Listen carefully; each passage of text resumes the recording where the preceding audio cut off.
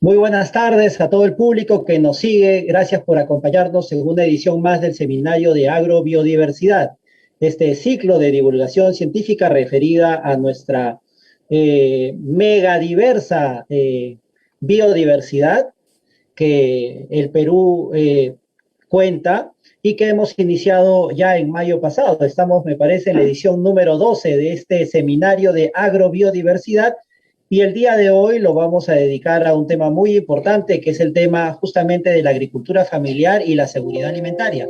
Pero antes de eso, por favor, permítame transmitirles nuestro video acostumbrado para conocer qué cosa es la agrobiodiversidad en poquitos minutos. Imagina tu cena más reciente. ¿Qué aspecto tenía el plato? ¿Puedes contar el número de diferentes verduras, proteínas animales, granos, frutas, semillas, frijoles que hicieron parte de tu comida? La agrobiodiversidad describe la riqueza de diferentes plantas, animales y microbios que componen nuestros sistemas agrícolas. Cuanto más diverso es un sistema, más saludable y sostenible es. Esto significa cultivos más fuertes, rendimientos más estables y, en última instancia, una población más saludable y empoderada.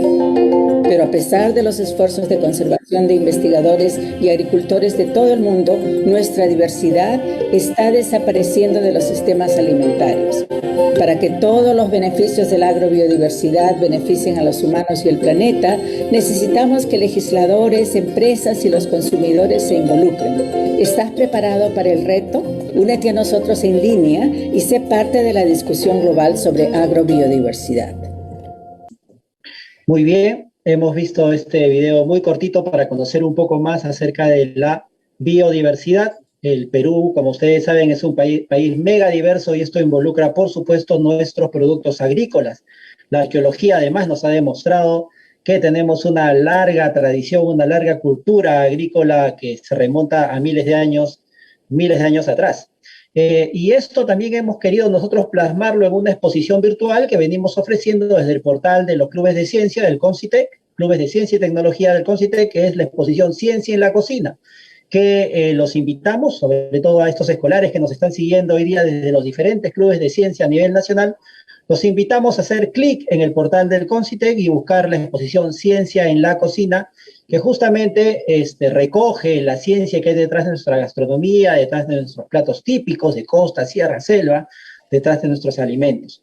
Y como todos los días, como todas las ediciones, estamos acompañándolos en este seminario de agrobiodiversidad, Mayra Flores y quien les habla, Neido Hidalgo. Mayra, muy buenas tardes.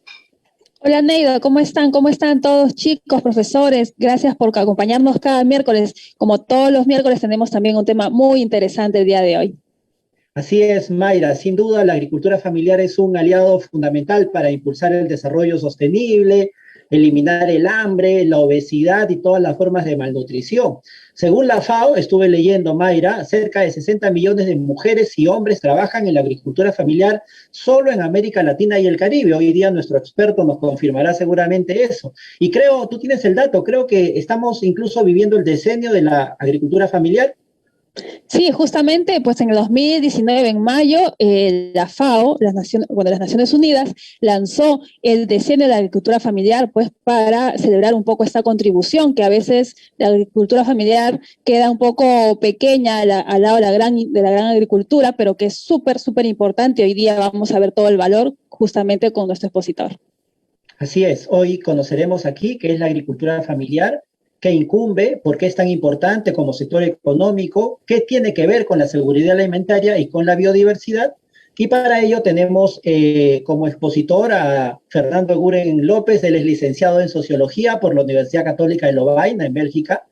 Ha realizado estudios de posgrado en Sociología en la Escuela Práctica de Altos Estudios de París, Francia, y en Ciencias Políticas en la Universidad Nacional Mayor de San Marcos. Es director de la revista Debate Agrario y analista de políticas agrarias y de desarrollo rural. Ha sido asesor del ministro de Agricultura en 1990 y en el 2001 y actualmente es presidente del Centro Peruano de Estudios Sociales, CEPES. Entonces tenemos para los siguientes 30 minutos una exposición realmente magnífica a cargo de un destacado y sobre todo experto, conocedor del tema, a quien damos la bienvenida. Fernando, muy buenas tardes. Buenas tardes, ¿cómo estás? Ahí se me está viendo todavía. Sí, Ahora sí. gracias por acompañarnos, Fernando. Sobre todo ahora que nos acompañan tantos escolares de diversos clubes de ciencia. Mayra, ¿desde dónde ya nos están escribiendo, saludando en esta edición? Sí, ya al menos he visto gente desde Chimbote, Chiclayo, Roja, Barranca y de varias, La Libertad, Trujillo también se están uniendo. Bueno, de varias partes del Perú siempre se van uniendo, así que siempre nosotros estamos contentos que nos digan desde dónde se conectan y sobre todo que nos hagan sus preguntas o comentarios a medida que nuestro expositor el día de hoy, Fernando, vaya comentando un poco. Si tienen una pregunta, inmediatamente lo hagan y si nosotros vemos, podemos hacerlo en el medio de la charla o si no, al final saben que siempre hasta el tiempo, lo que nos permita, responderemos las preguntas.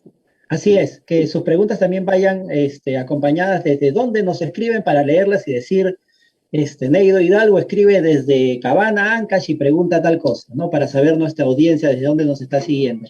Muchísimas gracias nuevamente, Fernando, por estar aquí. Adelante, por favor, tienes los siguientes 30 minutos para tu exposición. Bueno, muchas gracias a ustedes, a Concitec, por la invitación y felicitaciones además por toda esta serie de este programa que está orientado, digamos, a los escolares. Y para tratar un punto que, sobre todo en este contexto de pandemia, ha estado, digamos, en lo más alto, digamos, de las preocupaciones, que es el de la seguridad alimentaria, ¿no? Ahora para hacer la exposición, quisiera compartir pantalla. Sí, adelante. Ya, entonces, creo que estamos acá. Ya, muy bien. ¿Se ve bien, no? Sí, se ve bien, solo tienes que ponerlo en modo presentación, abajito. Listo. Ya, muy bien. Bueno, vamos a invertir un poco el orden, más que agricultura familiar y seguridad alimentaria. Primero quiero referirme a lo que es la seguridad alimentaria y luego a lo que es la agricultura familiar y la importancia que para esta seguridad alimentaria tiene este tipo de agricultura, ¿no? Esto lo voy a leer, este primer párrafo, porque es una definición acordada por todos los miembros de la FAO en el año 1996 y que especifica que la seguridad alimentaria y nutricional se realiza cuando todas subrayado, las personas tienen en todo momento acceso físico, social y económico a alimentos suficientes, inocuos y nutritivos para satisfacer sus necesidades nutricionales y preferencias alimenticias para una vida activa y sana. Esta definición ha sido adoptada no solamente en esta reunión de 1996, sino que ha inspirado las diferentes políticas agrarias y alimentarias de muchos gobiernos, incluyendo el nuestro. Como verán, en esa definición se precisan 4 componentes, 4 columnas para la seguridad alimentaria. La primera, la disponibilidad; la segunda es el acceso; luego la utilización; finalmente la estabilidad; y como un marco, digamos, para que todo esto funcione, la institucionalidad. Ahora, ¿qué se entiende por disponibilidad? Se entiende lo que sugiere, por supuesto, la palabra, ¿no? Es que haya en todo momento alimentos disponibles en un país dado, en una región dada, en una zona dada, y que esos alimentos obviamente tienen que ser nutritivos. Ojo, al inicio no se consideraba la palabra nutritivos cuando se hablaba de seguridad alimentaria, pero como veremos más adelante, puede uno alimentarse, pero alimentarse mal, con malos nutrientes o sin nutrientes, y por lo tanto hoy día es seguridad alimentaria y nutricional, ¿no? Y estos alimentos, para que haya disponibilidad, pueden ser producidos dentro del país, pueden ser importados, ¿no? Siempre también se habla de la dependencia o autonomía que tiene un país respecto de su seguridad alimentaria. Si importa demasiados alimentos y está muy sujetos a lo que pasa en los mercados internacionales, entonces hablamos de que hay mucha dependencia del exterior y eso no conviene. Entonces tiene hay que mantener un cierto equilibrio, no podemos producir todo lo que consumimos, pero digamos sí lo sustantivo, ¿no? Para defendernos de los cambios en los mercados internacionales, cosas que han ocurrido, que están ocurriendo en este momento mismo, que estamos constatando la elevación de los precios de varios alimentos, esto lo podemos ver más adelante. ¿Y qué se entiende por acceso? Bueno, puede haber alimentos de sobra en el país, pueden estar estoqueados, pueden estar en los almacenes, pero no todos acceden necesariamente a estos alimentos por diferentes razones. La principal de ellas es porque no tienen los recursos económicos suficientes para acceder a alimentos y más aún para acceder a alimentos nutritivos. Por varias razones que no hay tiempo para explicar acá, los alimentos más nutritivos suelen ser más caros. Y entonces la calidad del consumo de los alimentos que consumen los sectores de menores ingresos suele ser inferior a la calidad de los alimentos que se pueden adquirir con mayores ingresos, ¿no? Ahora cada vez más los países van adoptando, el país lo ha adoptado, el que la alimentación es un derecho, o sea, todos podemos exigir que estemos alimentados y que estemos nutridos, aunque haya problemas con los ingresos, y por eso hay los programas sociales que vienen a complementar situaciones en las cuales haya gente que no puede acceder a los alimentos. Luego está la utilización de los alimentos. Esto es precisamente a lo que me refería antes, que los alimentos tienen que ser con los nutrientes suficientes, ¿no?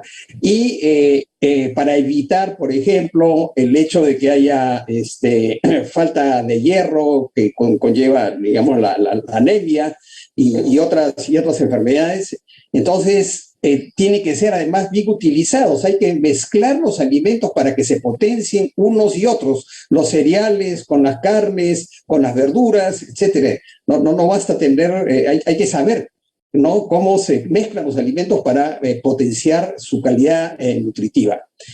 ¿Y qué entendemos por estabilidad en la seguridad alimentaria? Que todo lo anterior, la disponibilidad, el acceso, el uso de los alimentos sean estables. Es decir, que durante los 365 días al año toda la población tenga esta seguridad alimentaria. Y precisamente en el contexto de la pandemia estamos viendo que la estabilidad se ha convertido en la inestabilidad, precisamente por la reducción de los ingresos y actualmente además por la elevación de los precios de muchos alimentos. Esta estabilidad exige que los gobiernos tomen medidas preventivas. Cuando pueden ocurrir también desastres naturales, variaciones en los precios, etcétera. Tiene que haber medidas puestas ya disponibles para que los sectores más vulnerables a la inseguridad alimentaria no caigan en plena crisis de alimentos cuando haya estas situaciones que marcan la inestabilidad del consumo de alimentos. Ahora, cuando hubo esta definición en el año 1996 de seguridad alimentaria que he leído al inicio de la exposición, ¿no? Hubo un conjunto de organizaciones campesinas y de pequeños productores organizados en un ente muy importante internacional que se llama la Vía Campesina. La Vía Campesina dijo que esta definición de seguridad alimentaria era insuficiente, porque uno puede conseguir seguridad alimentaria, por ejemplo, siendo muy dependiente de las importaciones, ¿no? O uno puede conseguir la seguridad alimentaria a pesar de que uno tiene una serie de convenios internacionales que limitan la posibilidad de los gobiernos de manera digamos, totalmente autónoma a definir su propia política alimentaria. Entonces, la Vía Campesina, esta organización internacional que está conformada por gremios campesinos de todo el mundo, dijo, lo que necesitamos es que haya soberanía alimentaria, es decir, que todos los estados, más allá de los acuerdos internacionales, etcétera, todos los estados deben tener el derecho de definir autónomamente, independientemente, cuál va a ser su política alimentaria. Y en esta definición de política alimentaria hay que valorar el papel de la mujer, hay que valorar los conocimientos tradicionales, los conocimientos de las poblaciones nativas. Hay que hacer sobre todo un tipo de agricultura, digamos, que respete la agrobiodiversidad, que sea, digamos, amigable con el medio ambiente, que respete también las particularidades culturales, ¿no? Entonces es toda una definición de cómo lograr la seguridad alimentaria, ¿no? La soberanía alimentaria propone una manera de llegar a la seguridad alimentaria que nos vuelva más autónomos, digamos, levantando mucho más, valorando mucho más lo que es la producción de la pequeña agricultura, de la agricultura familiar en el país. ¿Y cómo está el Perú en términos de la seguridad alimentaria? Uno de los indicadores más importantes para saber cómo va un país es qué está pasando con los niños, ¿no? Generalmente se toman los 3 primeros años o los 5 primeros años de un niño y se hacen estudios para ver si hay desnutrición, o sea que hay, digamos, que hay poco, se come menos de lo que se debe comer, o no se come, los alimentos no tienen suficientes nutrientes, ¿no? Y los niños pueden ser bajos para la edad, o pueden tener poco peso para la edad o para su tamaño. Hay diferentes tipos de desnutrición.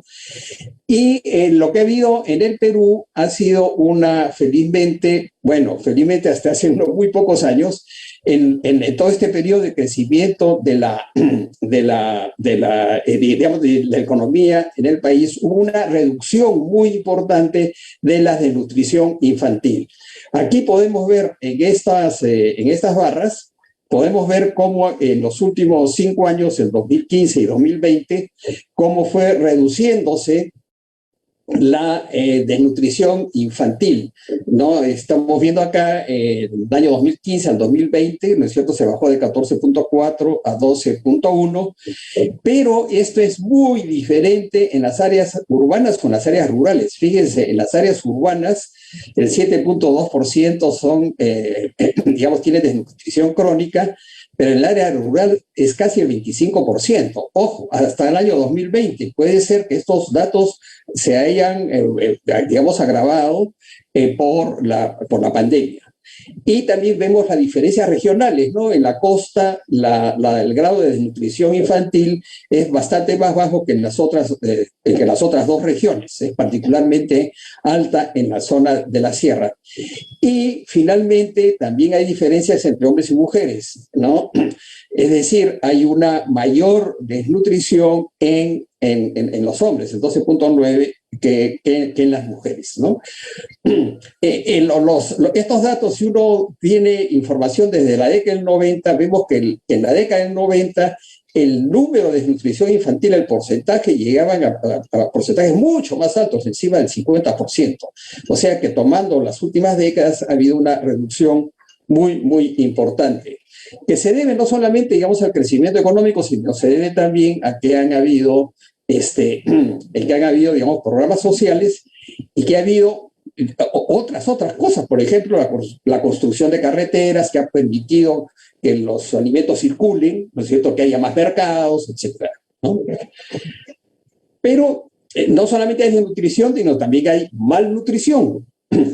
Es decir, podemos comer en cantidad suficiente, pero con nutrientes desbalanceados, y sobre todo cuando lo que comemos es con demasiada grasa, con demasiado sodio, demasiada sal o demasiada azúcar, ¿no? Ahí ven ustedes en los iconos de abajo, ¿no? Como el 2020, la 1/4 parte de las personas de 15 años y más sufren de obesidad. Este 24%, ¿no? Casi el 25%, está creciendo. O sea, cada vez más hay gente con más sobrepeso en todas las edades, en todas las regiones, no solamente en la costa, en todas las regiones, incluyendo las áreas rurales, ¿no? Esto se está incrementando ¿Y por qué es un problema? Es un problema porque la obesidad es una condición que favorece lo que se llaman las enfermedades crónicas no transmisibles. Enfermedades, digamos, al corazón, la diabetes y la presión alta y otras más que hoy por hoy se están extendiendo, son enfermedades, digamos, crónicas, como dice su nombre, digamos, son difícilmente curables o no se curan, ¿no? Son muy costosas desde el punto de vista de la salud pública y cada vez tienen cada vez un peso mayor entre los problemas de salud que tiene la población. Y pueden ver ustedes que la obesidad es mayor en las mujeres que en los hombres, y basta salir a caminar en las calles, ¿no? Cuando uno comienza a afinar y buscar en la población, en cualquier sitio, cuando uno vaya al centro de la ciudad, vaya a los mercados, etcétera, etcétera, hay que poner atención a ver cómo está el peso de la gente y vamos a darnos cuenta y nos vamos a sorprender la cantidad de gente que a la vista, solamente a la vista, digamos, es obesa o está con sobrepeso, ¿no? Fernando, aprovecho un momentito. Este concepto de malnutrición es sumamente importante, pero es relativamente nuevo. Entonces, podríamos hacer un brevísimo resumen y que quede clara la diferencia entre desnutrición y malnutrición. Sí, cómo no, cómo no. Generalmente el concepto de desnutrición y el nombre mismo lo sugiere, ¿no? A lo que se refiere es que hay ingesta de alimentos insuficientes, ¿no? Y por eso se traduce en estas manifestaciones en el cuerpo de los niños, ¿no? O que son muy bajitos para la edad, o que son muy, muy delgaditos, ¿no? Pero en el caso de malnutrición no es que haya una insuficiente consumo de alimentos, sino que hay un desbalance de los nutrientes de los alimentos, ¿no? Entonces es que uno está consumiendo una serie de ingredientes que tienen todos estos efectos de traducirse o expresarse o, digamos, acumular grasas, ¿no? Que van afectando paulatinamente al cuerpo y produciendo estas enfermedades crónicas. Entonces, antes se pensaba que la gordura era una expresión al revés, de buena alimentación, ¿no? Yo le decía, ay, qué lindo, mi bebé, qué gordito, o veía a los jóvenes o a los adultos que eran, como se dice, bien papeados, y resulta que estar con sobrepeso es un problema, ¿no? Y en el mundo hoy día los porcentajes de malnutridos que se expresa en sobrepeso y en obesidad, el porcentaje va acercándose al porcentaje de desnutridos, ¿no? Entonces, desnutridos se calcula que en el mundo hay 850 millones de personas, ¿no? Que es más del 10% de la población mundial se considera desnutrido, y el número de malnutridos está excediendo ese porcentaje, ¿no? Ahora, vamos a escuchar y lo tocaremos cuando hablemos de la agricultura familiar inmediatamente, que el papel de la agricultura familiar es fundamental para la seguridad alimentaria del país. No solamente del país. La FAO hizo un estudio hace 2 o 3 años, un poco más de años, precisamente el año en que el año 2014 las Naciones Unidas declararon como el Año Internacional de la Agricultura Familiar. Se hizo un estimado del número de agricultura familiar que hay en el mundo, y hay más de 600 millones, ¿no? Y de estos 600 millones, el gran porcentaje tiene menos de 2 hectáreas, o sea que realmente son agricultores muy pequeños, y la FAO estima que a pesar de que son muy pequeños, pero son muchos, en muchos países, incluyendo el nuestro, alrededor del 80% más o menos de los alimentos son producidos por este sector, ¿no? Por esta agricultura familiar, ¿no? Entonces, en el caso del Perú, el Ministerio de Agricultura estima que entre el 70 y el 75% de los alimentos son provistos por la agricultura familiar, pero tenemos otras fuentes de alimentos, que es, por ejemplo, la industria alimentaria. Por ejemplo, una de las principales fuentes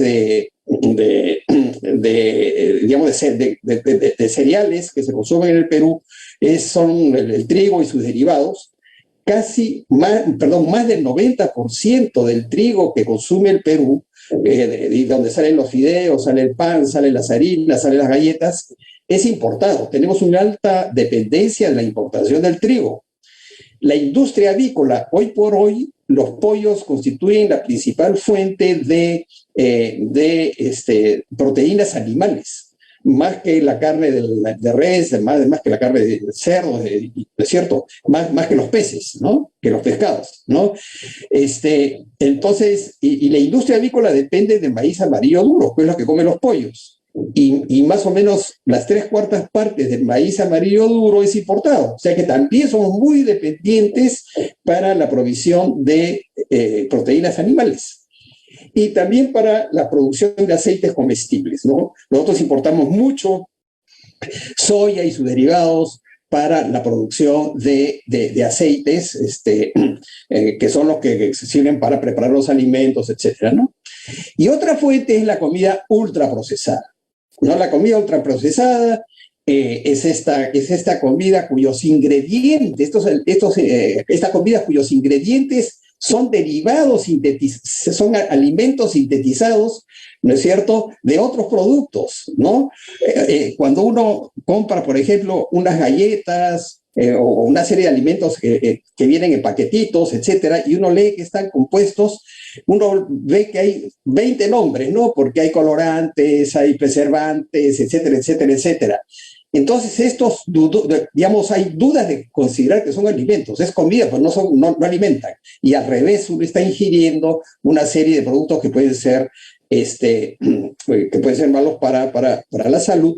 Tan es así que están los famosos octógonos, ¿no? Están los famosos octógonos que es obligatorio ponerlos en los alimentos empaquetados cuando tienen demasiada azúcar, o tienen demasiada grasa, o tienen demasiado sodio, ¿no?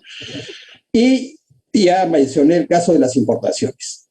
Ahora, entremos entonces a la agricultura familiar, que es tan importante para la alimentación de la población. La agricultura familiar, una definición muy fácil. La agricultura familiar es aquella que es practicada por las familias que tienen un predio, y los que trabajan en ese predio son la familia. El predio es conducido por él o la jefa del hogar, ¿no? Y prácticamente no se contrata a trabajadores asalariados, ¿no? En ciertas épocas que se demanda mucha mano de obra, posiblemente sí, pero generalmente no tienen asalariados estables, ¿no? Y son también, esta agricultura por lo general tiene poca tierra, ¿no? Pues son unidades más o menos pequeñas, ¿no? La mayoría tienen, en el caso del Perú, menos de 5 hectáreas, incluso menos de 2 hectáreas, ¿no? Digamos, todo el universo de minifundio está metido ahí en la agricultura familiar. ¿Y por qué es importante? Porque de las 2.300.000 unidades agropecuarias, ¿no? O sea, predios que producen en el país, de estas 2.300.000, ¿no? Más de 2 millones, ¿no? Son agricultura familiar, ¿no? Según la definición que acabamos de hacer. O sea que es el 97%. Entonces, hay una importancia cuantitativa muy grande. Una segunda importancia porque ocupan todo el territorio nacional, ¿no? Fuera de las ciudades, ¿qué es lo que hay? Agricultura familiar, ¿no? Ocupa todo el territorio.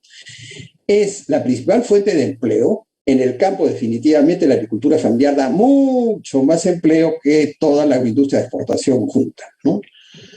Luego, porque mantiene la biodiversidad. Ya mencionaron ustedes en la introducción la gran importancia que tiene la biodiversidad del país. Se tiene la suerte de ser un país biodiverso, no solamente porque hay una gran diversidad de climas, suelos, etcétera, etcétera, que favorece, digamos, justamente la biodiversidad, sino que a través de siglos y de siglos, los trabajadores en el campo, desde antes de la venida de los españoles y después de la venida de los españoles, han ido desarrollando esta biodiversidad.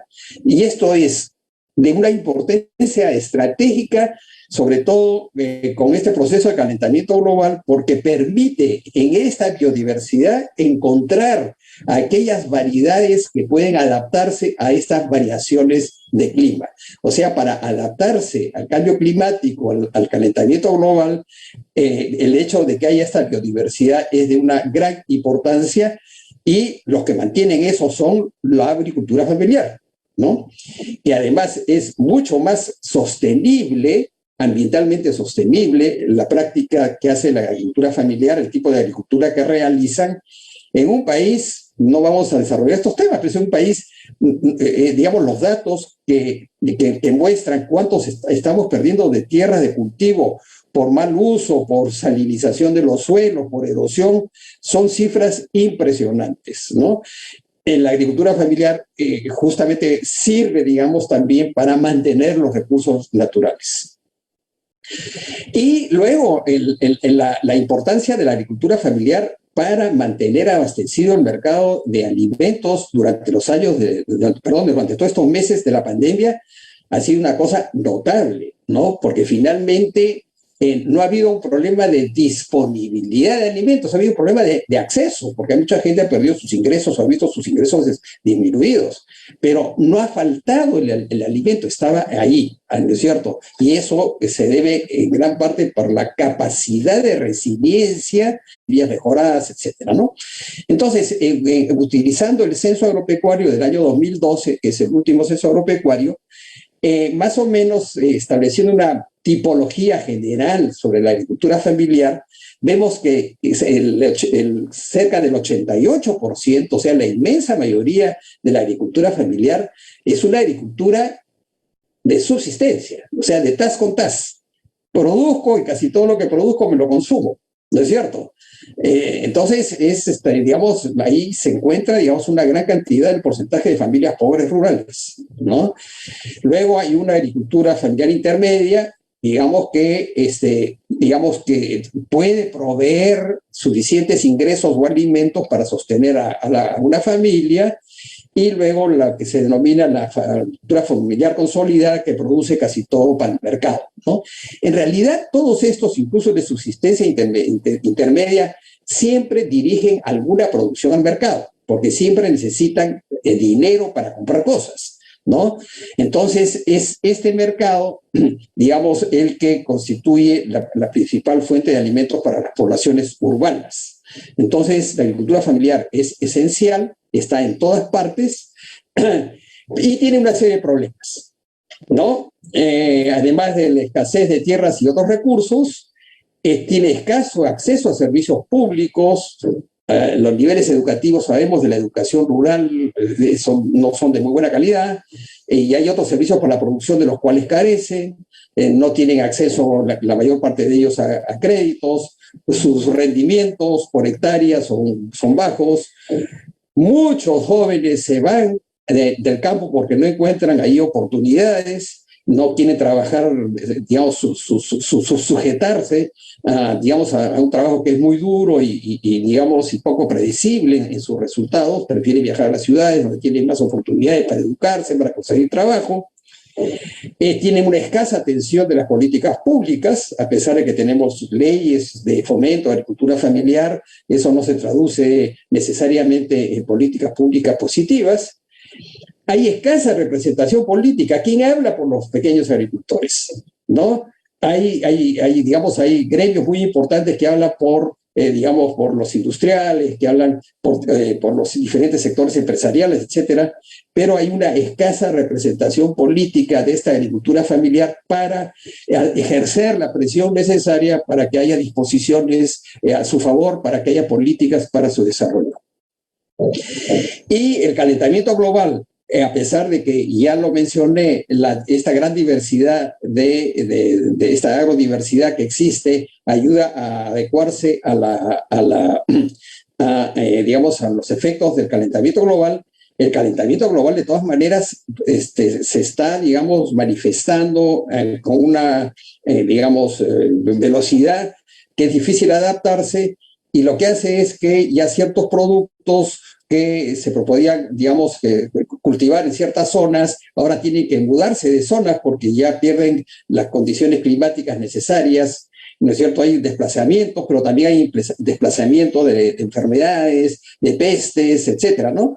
Esto, digamos, a medida que el calentamiento global se va agudizando, esto va a ser cada vez, estos impactos van a ser cada vez peores y más va a necesitar, o sea, no va a ser suficiente la capacidad de resiliencia que hasta el momento ha mostrado la agricultura familiar para adaptarse a esto. Va a necesitar apoyo externo, va a necesitar que haya investigación, asistencia técnica, etcétera, para poder afrontar estos cambios, ¿no? En conclusión, ¿no? La agricultura familiar es la principal base de la seguridad alimentaria del país, ¿no? Es la primera fuente de empleo y de vida para millones de familias, ¿no? Es la que además la más efectiva para, digamos, luchar contra la pobreza rural. Es fundamental para una agricultura sostenible y en muchas regiones, ¿no? Es la principal actividad económica. Ahora, generalmente las cosas terminan cuando uno dice las conclusiones son estas, pero yo no quiero terminar ahí, quiero hacer dos cosas adicionales. Porque mencioné yo que uno de los problemas es que hay bajos rendimientos, ¿no? Bajos rendimientos de la agricultura familiar. Entonces, ¿cómo enfrentar los bajos rendimientos? Entonces, hay muchas maneras y es ahí donde quiero entrar, ya no para exponer, sino para inquietar a los que están, a los que me están escuchando y me están viendo. Algunas opciones tecnológicas que están hoy día circulando en el mundo. Simplemente quiero comenzar diciendo, la velocidad de innovación tecnológica en el campo de la agricultura y en el campo de la medicina es absolutamente sorprendente. Lo que se está avanzando, los diferentes frentes en los que se va avanzando es algo sorprendente. Simplemente estar enterado de lo que ocurre ya implica dedicar un montón de tiempo. Yo quiero simplemente mencionar algunas cosas. Una es la opción por la agricultura orgánica y agroecología, que no basta tener una visión que considera que agroecología y agricultura orgánica son las prácticas sobre todo prácticas campesinas, etcétera. Ellos efectivamente hacen esto, pero la agroecología y la agricultura orgánica también han avanzado mucho en términos de conocimiento. Entonces, ahí hay un potencial muy grande que aprovechar. Y como ustedes saben, la agroecología tiene la gran ventaja de que produce alimentos inocuos, que no tienen efectos adversos en los recursos naturales, no contaminan, etcétera. O sea que esa es una opción que hay que desarrollar mucho más. Y seguramente muchos han escuchado lo que es la agricultura digital. O sea, todo lo que es la utilización de computadoras, de sensores, de tecnologías móviles, ¿no es cierto?, de acumulación de información, de inteligencia, la inteligencia artificial, y esto sirve para la producción, esto sirve para combatir plagas, esto sirve para establecer relaciones comerciales, para vender productos, para transferir conocimientos, etcétera, ¿no? Esto está en avance en muchas zonas, incluso en el Perú, pero mucho más en otros. Todo lo que es digamos, lo que está a nivel atómico, a nivel de las partículas, que cambian las propiedades de los materiales, ¿no? Y que ya se están utilizando también en la agricultura para detectar enfermedades, para utilizar determinados tipos de abonos, ¿no es cierto?, con una serie de ventajas y sin las desventajas que muchos abonos tienen, ¿no? La utilización de drones, ¿no? Y robótica, ojo, que muchas de estas se pueden adaptar a cualquier tamaño de predio. Esto no es necesariamente de grandes tamaños de predios, se pueden adaptar muy bien a pequeñas dimensiones, ¿no? Entonces están el monitoreo de humedad, de grado de desarrollo de las plantas, qué sé yo, ¿no es cierto? Todo esto hoy día se utiliza, incluso también en el Perú, pero a escalas muy pequeñas y generalmente, digamos, no está siendo difundido precisamente en el contexto de la agricultura familiar. Luego, hay algo que es sorprendente ahorita, después de esto, y con eso termino, hay toda esta utilización de la agricultura, de nuevas tecnologías para lo que se llama granjas verticales, ¿no? Usted sabe, la actividad agropecuaria es una actividad básicamente horizontal. pero sobre todo en el desarrollo de la producción de alimentos para las ciudades, ahora ya se están desarrollando granjas verticales, ¿no? En la cual todo está controlado. Todo está controlado, ahí ni siquiera hay suelo, no hay tierra, todo es artificial, ¿no? No digo que esto sea deseable o no deseable, pero estas son opciones que comienzan a ser utilizadas por ejemplo, en ciertas ciudades para las cuales esta comienza a ser la manera más, digamos, más limpia, entre comillas, y más, digamos, económicamente más viable para conseguir alimentos, ¿no? Luego está, por último, esta lista se puede alargar, pero de las que tengo acá, lo que llaman ahora ganadería celular, es la producción de carne sin ganado, ¿no? Ahora se produce carne en laboratorio con el mismo sabor, con la misma consistencia, etcétera, etcétera, pero sin el ganado. Los que promueven esto, entre otras razones, dicen que eso evita que la ganadería, que es gran productora de metano, que es uno de los gases, digamos, de efecto invernadero, etcétera, etcétera. Estas son algunas opciones tecnológicas. ¿Cuáles son las que convienen?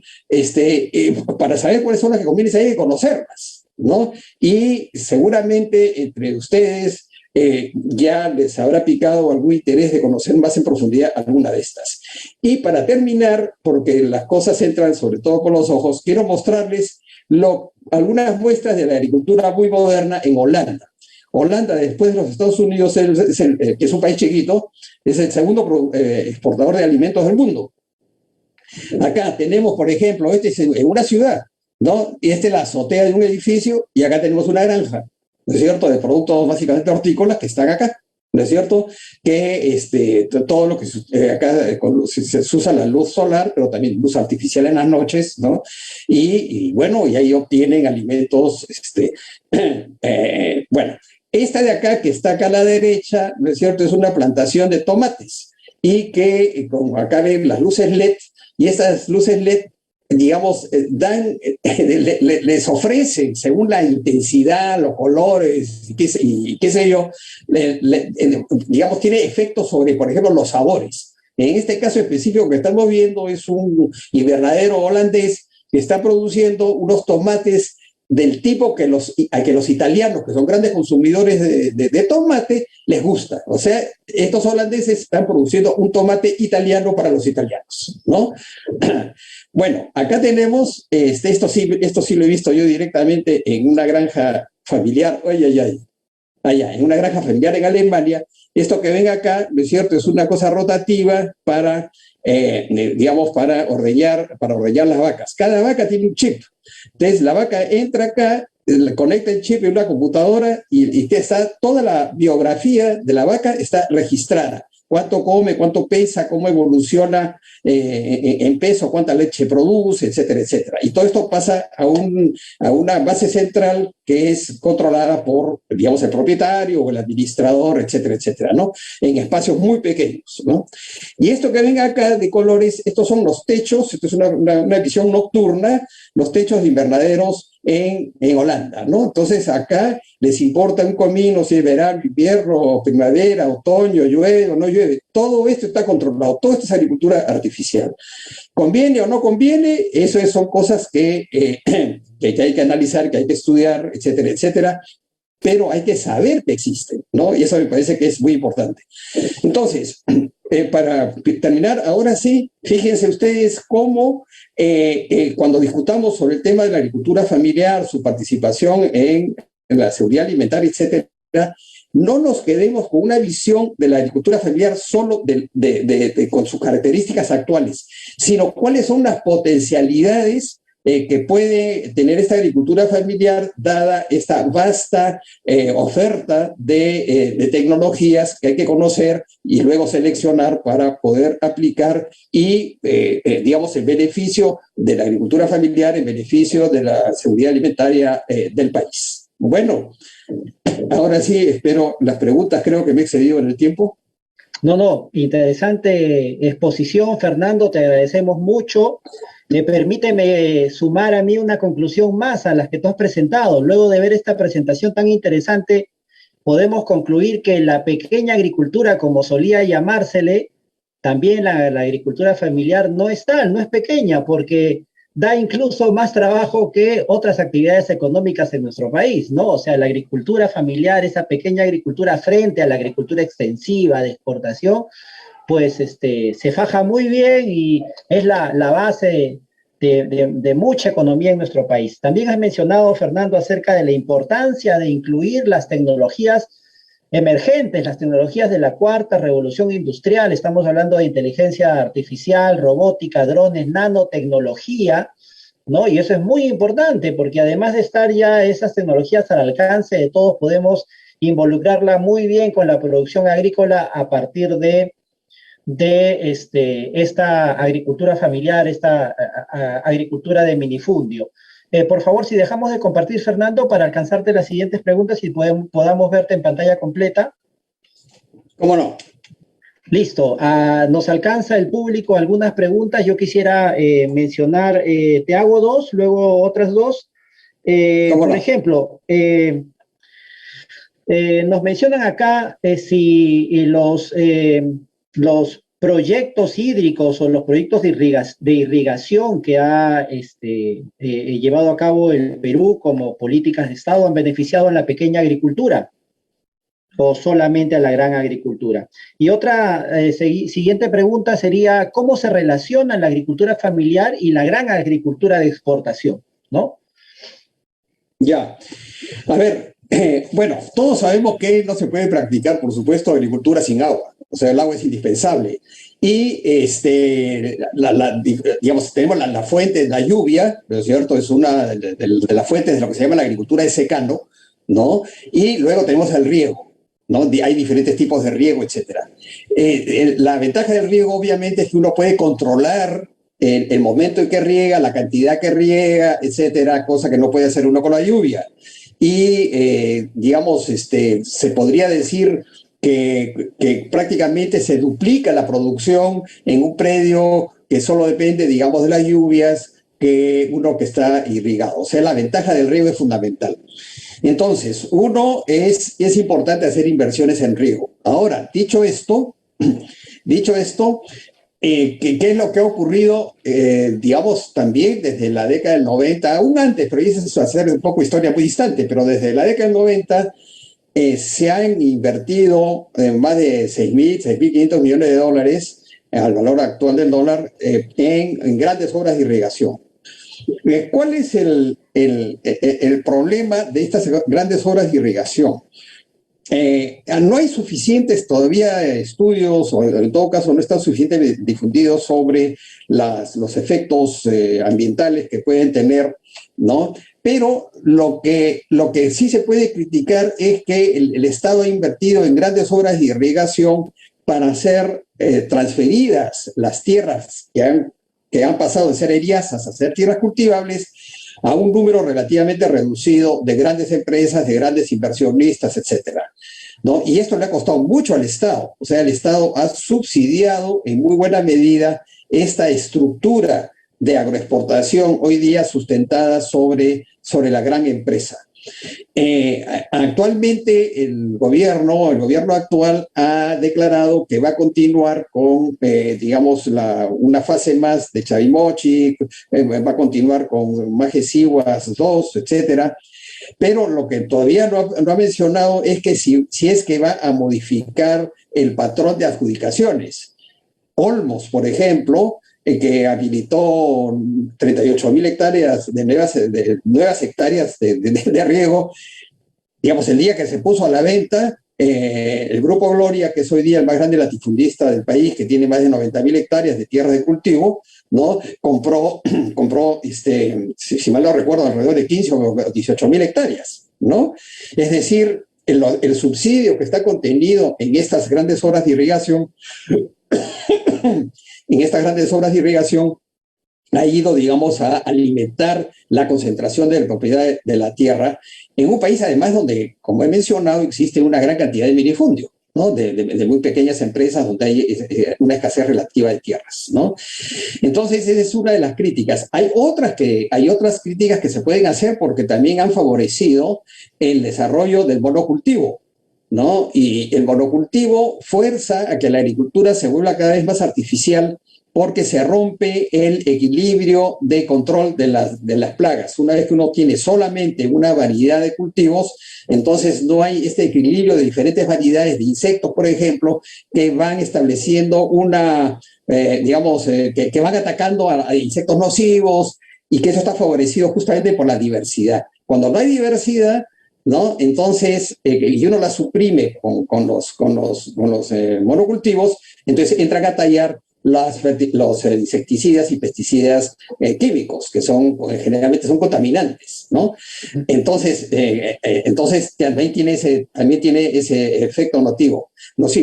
Y lo tercero, diría yo, es que tanta inversión pública que no atiende a las preocupaciones de una seguridad alimentaria sólida, en la que sin buscar la autarquía, lo cual es un absurdo, es un imposible, ¿no es cierto? Porque por conveniencia nos conviene importar ciertas cosas, exportar otras, etcétera.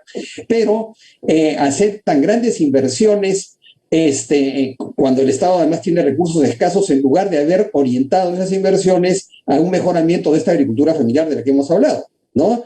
Que hubiese tenido repercusiones en aumento de la producción de alimentos, aumento de los ingresos, modernización, de la agricultura en un sentido, sostenible, etcétera, inmensos. Realmente hubiese tenido inmensas ventajas si estos esfuerzos hubiesen sido orientados a la agricultura familiar.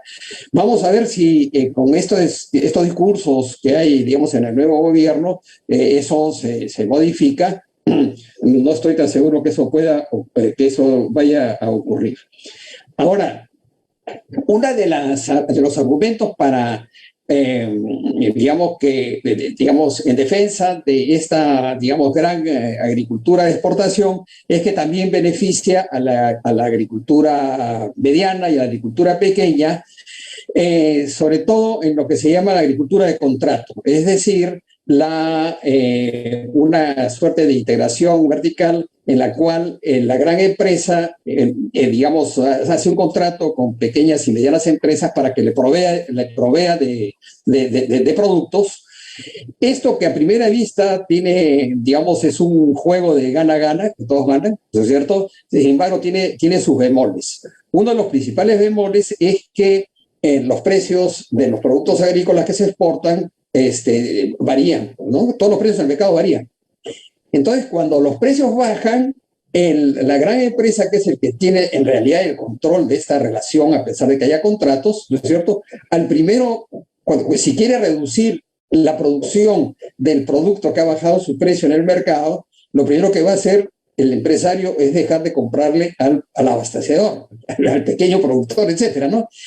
Y entonces, además hay un estudio muy interesante del Valle de Virú, en el cual también estos abastecedores de la gran empresa hace que la gran empresa no contrate directamente a trabajadores, que son contratados por el proveedor, por el pequeño, mediano, ¿no es cierto? Bien. Y entonces los riesgos pasan a la pequeña y mediana agricultura, ¿no? Los riesgos, ¿no? Fernando, sí. Tenemos varias preguntas, quisiéramos alcanzarte más. Exacto, por ejemplo, esto que tú mencionas último, tal vez es el caso de la palta, ¿no? Que pequeños productores producen muchísima para empresas que son tercerizadoras, recogen toda la producción y esto también hace una variabilidad del precio. La palta, que ahora es un producto tan apreciado internacionalmente. Mayra tiene también algunas preguntas que ha recogido del público. Mayra. Sí, justo estoy viendo algunas preguntas que tienen que ver un poco con la tecnología. Almendra LS nos pregunta que cuáles han sido las soluciones para los fuertes vientos, y también nos hacen una pregunta sobre la utilización o el uso que dan a los drones en agricultura familiar. También Jocelyn Lisset responde un poco a esta pregunta. Ella dice que lo usan para medir los terrenos, pero seguramente, Fernando, usted nos puede ampliar un poco más el uso de los drones. Sí, cómo no. A ver, les aviso a todos que yo soy sociólogo, o sea que hay preguntas, que mejor respondería obviamente un ingeniero agrónomo, etcétera, ¿no? En el caso de los fuertes vientos, lo que yo sé que funciona, pero puede haber otras medidas, es, la utilización de ciertas variedades de árboles que tienen mucho follaje, ¿no es cierto? Y defiende de los vientos, ¿no? Puede haber otras formas de afrontar esto, pero lo que yo sé es eso, no es una especialidad que yo tenga que sepa responder qué otras alternativas pueda haber. Pero de todas maneras es interesante la pregunta porque nos permite conjeturar que también con el calentamiento global lo que puede ocurrir es vientos de una fuerza que hoy día no conocíamos, ¿no? Eso puede comenzar a ocurrir, ¿no? Entonces hay que estar atento y prevenido respecto de eso. Ahora, en cuanto a los drones, ¿no? Esa es a mí me parece los drones me parece una cosa muy, porque sabemos lo que son los drones, ¿no? Es una especie de helicópteros enanos, ¿no es cierto? Y que tienen sensores. Los sensores se cambian, ¿no? Sensores son para diferentes cosas, ¿no? Y entonces, por ejemplo, digamos, tenemos, para el Perú es muy bueno porque para terrenos escarpados de diferentes niveles en cortas distancias, lo que me puede medir el dron es, por ejemplo, la temperatura del suelo en un área determinada de una topografía irregular en la cual la temperatura varía, ¿no es cierto? Entonces, detalladamente me puede decir, aquí hay tal temperatura, acá eso. Y así como mide la temperatura, pueden medirme la humedad, pueden medirme digamos, la situación, el estado de las plantas, la situación, digamos, del avance o no de plagas, etcétera, al detalle, ¿no? Bueno, ahora, ¿en qué medida la agricultura? Esto es independientemente del tamaño del fondo. Yo puedo tener 1 hectárea, 2 hectáreas, o 10 o 20 hectáreas, ¿no es cierto? El grado de detalle va a ser el mismo, ¿no?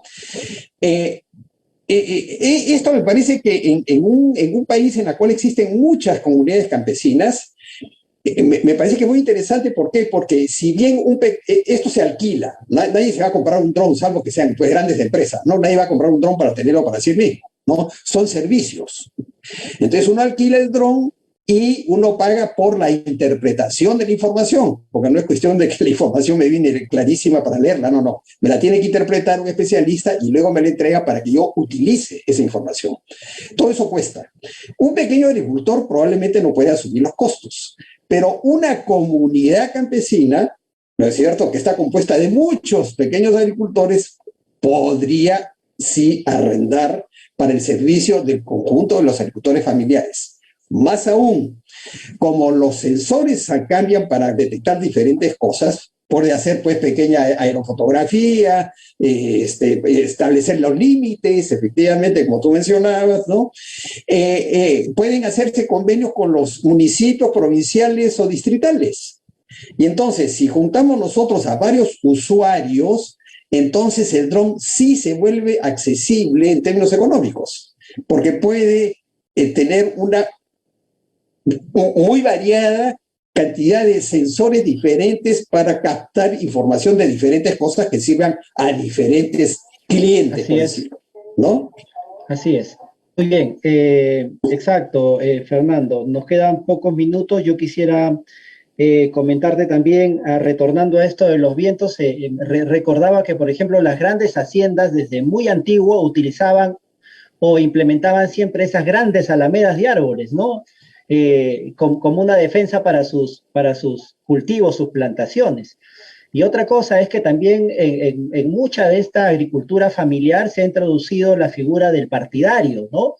No solamente es la familia la que cultiva, sino que entrega su chacra a un socio, se puede llamar entre comillas, que es el que cosecha, el que siembra, el que cultiva la propiedad de otro y se reparten a tandas iguales, a cantidades iguales la producción agrícola, ¿no? Eso es lo que se conoce en la sierra como al partir, el partidario.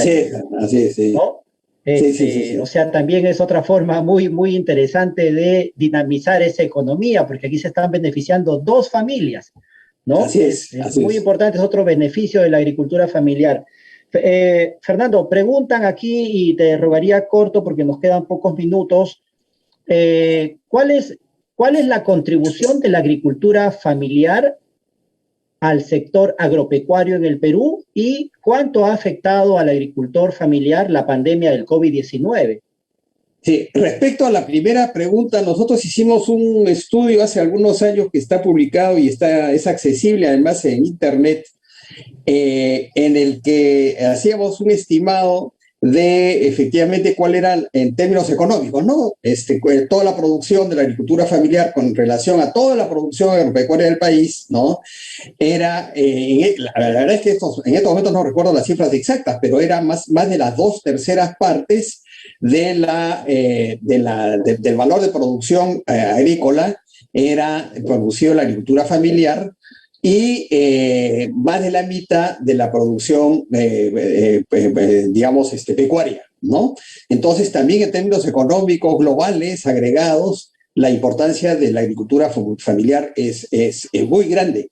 No he mencionado, pero es la agricultura familiar, la agricultura en general, pero específicamente la agricultura familiar, además, es muy importante para cada una de las regiones. Cuando uno ve los datos nacionales, el peso de las grandes ciudades distorsiona bastante, digamos, el peso que tiene la agricultura familiar, pero cuando uno va a las regiones, la agricultura y la agricultura familiar en particular tiene una gran importancia para el desarrollo del conjunto de la región. Y la otra era, ¿cuál ha sido la reacción de los agricultores familiares, cómo han sido afectados por la pandemia, ¿no? Bueno, ay caramba, entonces te voy a mandar después, porque justamente yo dirijo una revista que se llama La Revista Agraria, y el último número de la Revista Agraria tiene testimonios de agricultores familiares de 5 regiones, diferentes partes del país, sobre cómo les ha afectado, ¿no? Y les ha afectado, por supuesto, de diferentes maneras, ¿no? Desde lo que hubo al inicio, una contracción muy rápida del mercado por la pérdida, acuérdense ustedes, hubo una pérdida de empleo violenta, ¿no? Y entonces hubo dificultades para vender la producción de los agricultores, y también hubo muchos problemas de transporte, porque hubo mucha restricción para la circulación de camiones, autobuses, etcétera, etcétera, ¿no? Luego, posterior a eso, también que redundó en una reducción de los ingresos de los propios pequeños agricultores por estos problemas que ocurrió en la demanda, cerraron los restaurantes, acuérdense también, ¿no? En esta restricción de los ingresos, entonces lo que ha habido es que muchos pequeños agricultores han tenido que vender parte de sus activos para poder sufragar y financiar la nueva campaña agrícola, ¿no? Y entonces, siguiendo los datos que da el Ministerio de Agricultura, felizmente las áreas sembradas en la nueva, digamos, en la última campaña agrícola, más o menos se han mantenido, lo cual nuevamente nos habla de la muy importante resiliencia de la agricultura familiar en la producción de alimentos, ¿no? Pero lo que todavía no tenemos buena información, es sobre qué ha significado para poder seguir continuando con la producción, qué ha significado en términos de descapitalización de esta agricultura familiar.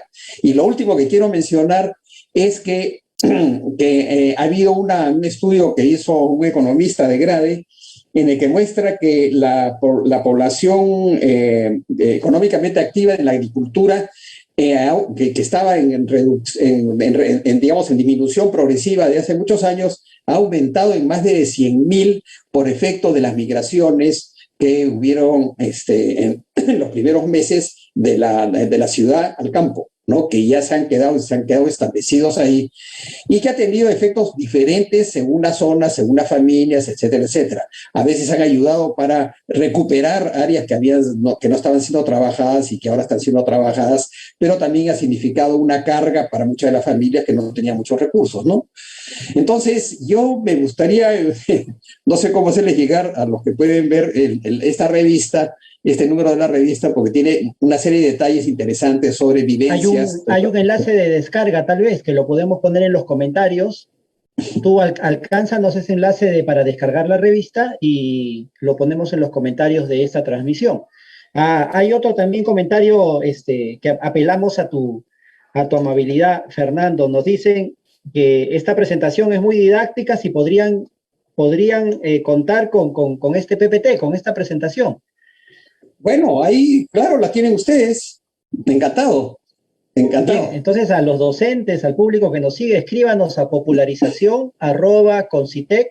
perú.gov.pe, y los que deseen esta presentación tan didáctica, tan clara, tan concisa, con conceptos muy bien definidos y sobre todo muy bien trabajados, se las alcanzamos con mucho gusto. Muchísimas gracias, Fernando. Hemos llegado al fin de esta presentación. Por favor, todavía no terminamos. Mayra tiene un par de anuncios que alcanzarle. Voy a compartir la pantalla nuevamente. Pero antes, gracias a ustedes y gracias a todo el público. Sí, todavía no terminamos. Vamos a...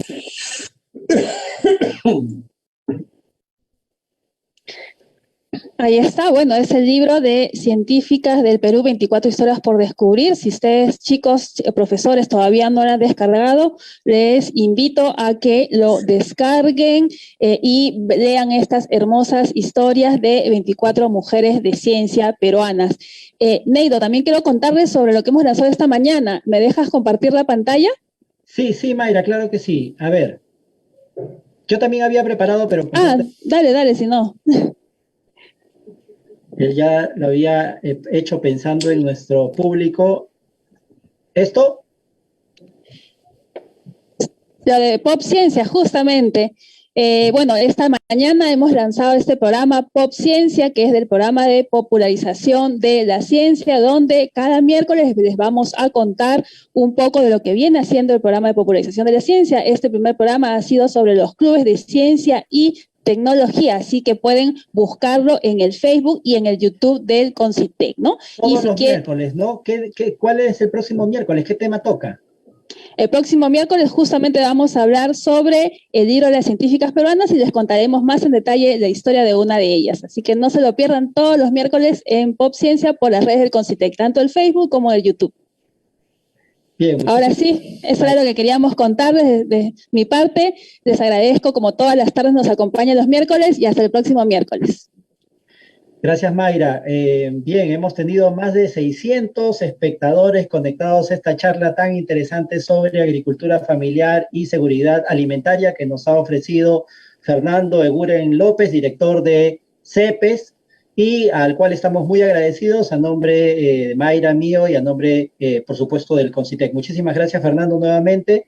Entonces nos despedimos hasta el próximo miércoles. Recuerden, entran al Facebook en la mañana para ver Pop Ciencia, una nueva programa, y en la tarde al coloquio Ciencia y Sociedad, que vamos a tener también un tema muy interesante. Seminario de agrobiodiversidad. Seminario de agrobiodiversidad, que vamos a tener un tema muy interesante sobre arqueobotánica, me parece, ¿no? Cómo se alimentaban hace 5.000 años los peruanos. Nos vemos, nos despedimos. Chao. Chao, adiós. Chao.